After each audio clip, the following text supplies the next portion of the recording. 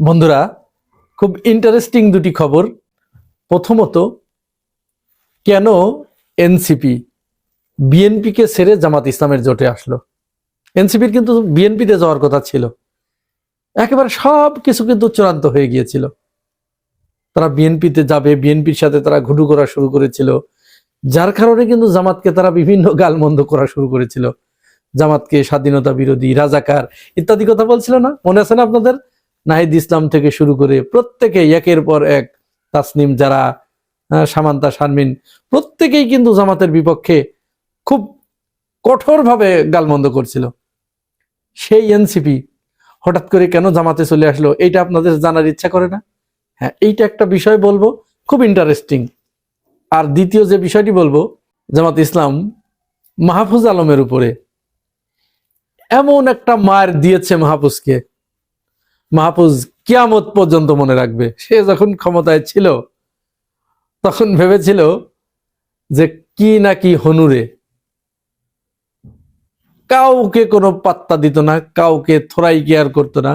জামাত ইসলামকে তো মওদুদিবাদ বলতে বলতে মুখে ফেনা তুলে ফেলতো, এবং এমন কোনো কথা নাই, গালমন্দ নাই যা মাহফুজ তার ওই পদে থেকে জামাতকে বলে নাই, যেটা তার কিন্তু ওই পদে থাকা অবস্থায় তার মুখে শোভা পেত না বা পাওয়ার কথা ছিল না, তার বলার কথা ছিল না, কিন্তু সে সেগুলো বলেছে।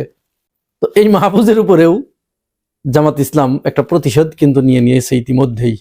আমি দুটি বিষয়েই আপনাদেরকে একটু ছোট করে বলি। প্রথমে আমরা চলেন কোনটা বলি, মাহফুজেরটাই আগে বলি, তারপরে ওইটা বলি কেন এনসিপি এখানে আসলো। মাহফুজ আপনারা জানেন যে সে কিন্তু নির্বাচন করতে পারছে না। আগামী নির্বাচনে সে এনসিপির হয়ে নির্বাচন করতে পারছে না। সে জামাতের সাথে, এনসিপি যেহেতু জামাতে যখন চলে আসলো, তখন স্বাভাবিকভাবে মাহফুজ এবং আসিফ মাহমুদ এই দুইজন কিন্তু স্বাভাবিকভাবেই আসার কথা এবং তাদেরকে নমিনেশন দেবার কথা। জামাত এনসিপিকে 30টি আসন দিতে চেয়েছে। এনসিপি আবার এখানে একটু বেশি চালাকি করতে যাচ্ছে। তারা বলছে, যেহেতু তারা 50টি আসন চেয়েছিল, এখন তারা বলছে যে না, 50টি, জামাত যখন 30টি দিতে রাজি হয়েছে তখন বলছে ঠিক আছে, তাহলে 30টি দেন, আর 10টা বা 20টা আসনে আমরা জামাতের প্রার্থীর বিপরীতে প্রার্থী দিব, সেখানে তারা জামাতের প্রার্থীর বিপক্ষেই তারা নির্বাচন করবে। জামাত ইসলাম এটিকে নাকচ করে দিয়েছে যে না, এটি সম্ভব নয়।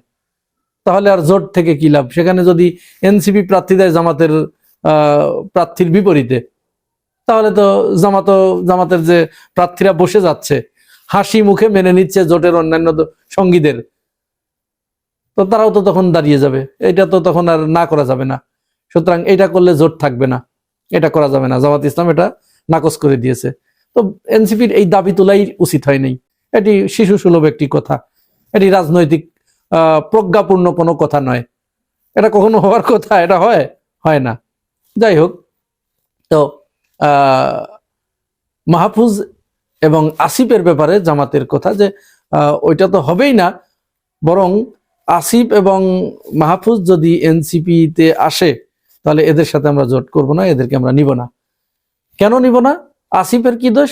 আসিফের দোষ হচ্ছে, আসিফ, তার বিরুদ্ধে ইতিমধ্যেই যথেষ্ট অভিযোগ উত্থাপিত হয়েছে, দুর্নীতির যথেষ্ট অভিযোগ উত্থাপিত হয়েছে, এবং তার কর্মকাণ্ডে ইতিপূর্বে আপনারা সবাই জানেন, আমি ওই বিষয়ে ডিটেলসে যাচ্ছি না, কিন্তু জামাত ইসলাম তাকে পরিষ্কার বলে দিয়েছে যে তার ওই অন্যায় অপকর্মের দায়ভার জোটের ঘাড়ে এসে পড়বে যখন সে জোটভুক্ত হবে, জোটের প্রার্থী হবে। সুতরাং এই দায় এই জোট নিবে না, জামাত ইসলাম তো নিবেই না। তাহলে আসিফের নির্বাচন, সে কিন্তু যদিও ঢাকা 10 থেকে মনোনয়ন ফরম কিনেছে, বিএনপিতে যাওয়ার চিন্তা ভাবনা কিন্তু করেছিল, যে বললাম যে এনসিপিকে নিয়েই সে বিএনপিতে যাওয়ার চিন্তা ভাবনা করেছিল, কিন্তু যখন আর সেটি হয় নাই, এনসিপি চলে আসছে বিএনপির একটা বক্তব্যের কারণে, একটা আচরণের কারণে। তারপরে আসিফের এখন আর নির্বাচন ফরম তুলেছে সে, কিন্তু সেখানে সে নির্বাচন করতে পারবে কিনা, এনসিপির একটা গুরুত্বপূর্ণ দায়িত্বে তাকে দেওয়া হয়েছে। পরে সিদ্ধান্ত হয়েছে যে আসিফ নির্বাচন করবে না। আর মাহফুজের ব্যাপারে বলা হয়েছে যে মাহফুজকে তো জোটে নেওয়াই যাবে না, কারণ মাহফুজ ইতিপূর্বে জামাতকে মওদুদিবাদ বলে যেভাবে অপপ্রচার চালিয়েছে, জামাতকে যে ব্ল্যাকমেইল করার চেষ্টা করেছে, এটি ইসলাম মনা যে লোকগুলো আছে তাদের ভিতরে চরমভাবে এটি সংক্রমিত হয়েছে। সুতরাং মাহফুজকে যদি এই জোটে নেওয়া হয় তাহলে দলীয় নেতাকর্মীদের বিরাগ ভাজনের মুখে পড়বে জামাত ইসলাম। সুতরাং একজন ব্যক্তির জন্য জামাত ইসলাম তার দলীয় নেতাকর্মীদের মনে এত বড় কষ্ট দিতে পারবে না। একে বলে মার, এমন মার যে মারের কোনো শব্দ নাই। মাহফুজকে ছাড়াই এনসিপি জামাতের সাথে জোটভুক্ত হতে রাজি হয়েছে, অর্থাৎ মাহফুজ এবং আসিফ মাহমুদ সজীব ভুঁইয়া দুজনই আউট। মনে পড়ে আসিফ মাহমুদ যেভাবে আউট করেছিলেন আপনার ছবি থেকে সাদিক কায়েমকে, এটাকেই বলে রাজনীতির খেলা। আর মাহফুজ মনে পড়ে আপনার, আপনি উপদেষ্টা থাকা অবস্থায় জামাতকে কিভাবে গালিগালাজ করেছেন, জামাতের নেতাকর্মীরা আপনার দ্বারা কতটা মনোকষ্ট পেয়েছেন, কতটা কষ্ট পেয়েছেন একবার ভাবুন তো, ভাবতে পারেন? এরপরে এনসিপি কেন জামাতের জোটে আসলো বিএনপি ছেড়ে? চলেন আমরা সেই বিষয়ে একটু শুনি। এনসিপি বিএনপি ছেড়ে জামাতের জোটভুক্ত হবার অন্যতম কারণ হচ্ছে তারা তারেক রহমানের দিকে তাকাইছিল, অধীর আগ্রহে তাকাইছিল যে তারেক রহমান এসে দেখি কি বাণী দেয়। তারেক রহমান এসে যখন 300 ফিটে তিনি যে বক্তব্যটা দিলেন, তার এই বক্তব্য রাজনৈতিক বিশ্লেষক যারা এবং রাষ্ট্রবিজ্ঞানী যারা, তারা বলছে যে না, এটি জনগণের ভিতরে, মানুষের ভিতরে তো কোনো প্রভাব বিস্তার করতে পারেই নাই, মানুষ তার বক্তব্যের দ্বারা কোনো রকম উদ্বুদ্ধ হয় নাই, আশার আলো দেখতে পায় নাই, বরং উল্টো এনসিপি তারেক রহমানের বক্তব্যের ভিতরের একটা ফাঁক তারা ধরতে পেরেছে। এটা হচ্ছে তারেক রহমান কিন্তু তার পুরো বক্তব্যে যতটুকু সময় বক্তব্য দিয়েছেন, কোথায়ও তিনি শেখ হাসিনাকে ফ্যাসিবাদ বলেন নাই, বরং স্বৈরাচার বলেছেন।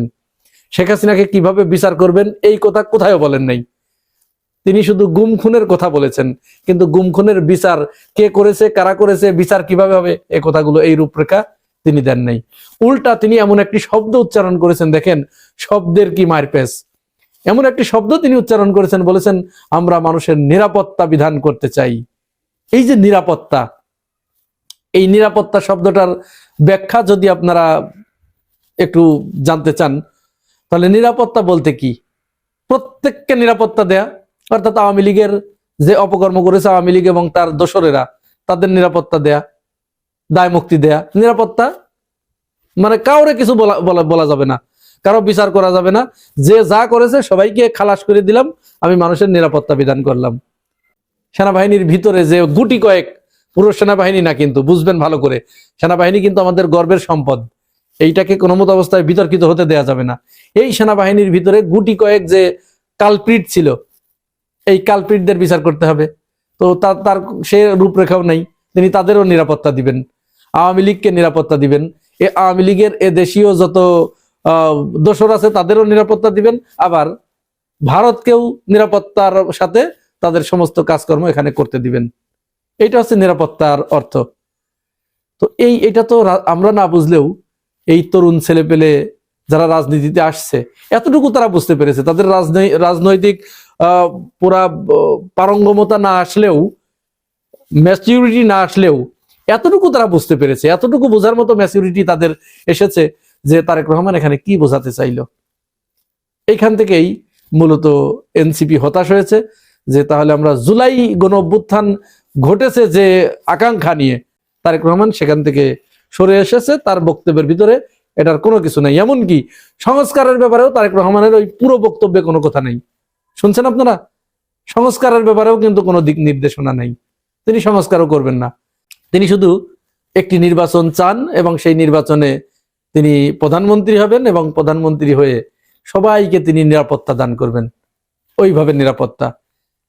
তার এই বক্তব্য শুনে এনসিপি মূলত ক্ষুব্ধ হয়ে, হতাশ হয়ে, তখন তারা দেখলো যে জামাত ছাড়া আর কোনো পথ নেই, যেহেতু জামাত ইসলাম সমস্ত বিষয়গুলোই রাষ্ট্রে যা যা দরকার সবগুলোতেই তারা অ্যাড্রেস করেছে। এবং তখন তাদের মনে পড়লো এনসিপির আক্তার যে কথাটি বলল সাংবাদিক সম্মেলনে, যে যেহেতু আমরা সংস্কার কমিশনে জামাতের সাথে যে আলাপ আলোচনাগুলো হয়েছে দেখেছি আমরা, যে তাদের চিন্তা চেতনা অলমোস্ট দুই একটা বাদে সবই জামাতের সাথে আমাদের মিলে যায়, যার কারণে আমরা এই জোটে আসার সিদ্ধান্ত নিয়েছি।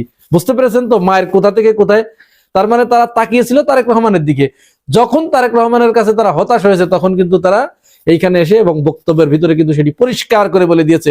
এবার বুঝতে পেরেছেন জামাতের রাজনীতি কোন দিক দিয়ে কোন পথ দিয়ে কাকে কিভাবে মায়ের দিচ্ছে, গোপন মায়ের, যে মায়ের শুধু অস্তিত্ব আছে কোনো শব্দ নাই।